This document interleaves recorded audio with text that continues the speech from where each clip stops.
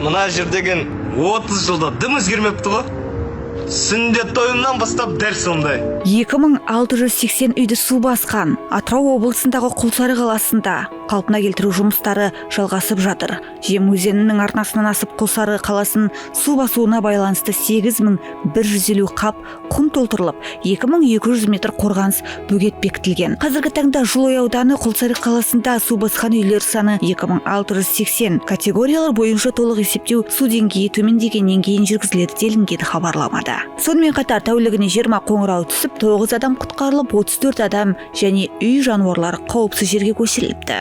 Атырау облысы Құлсары қаласы Достық ықшам ауданы тұрғындарға көмектесу жұмыстары, үйінде қалған жан-жануарларды құрғақ жерлерге шығару жұмыстары, жұмылдырылған күштер. Өзен арнасынан асып тасығанда тұрғындар қауіпсіз жерге көшірілген болатын. Теңіз кен орнында жұмыс істейтін аудан тұрғындары 5 күн ақысы сақталатын демалысқа жіберілді. Оларда су тасқынының алдын алу үшін жергілікті құтқарушыларға көмектесіп жатыр. Құтқару жұмыстары облыс әкімінің бақылауында. Ата көріп отырсың ба? В принципе, біздің елде дым өзгермеді, ата.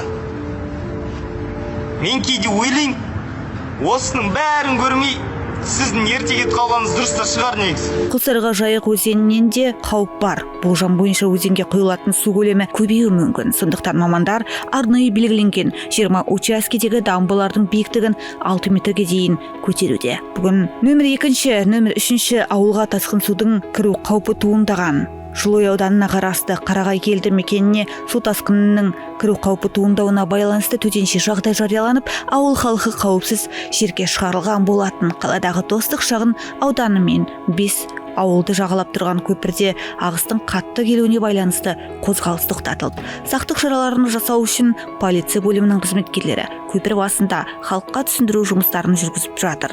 Аудан басшысында шағын ауданның тұрғындарымен кездесіп, жақын арада оңтайлы шешім қабылданатынын айтты. Кезінде айтып едіңіз ғой, 30 жылдан кейін Қазақстан құлпырады деп. Қазір 23:59 ата.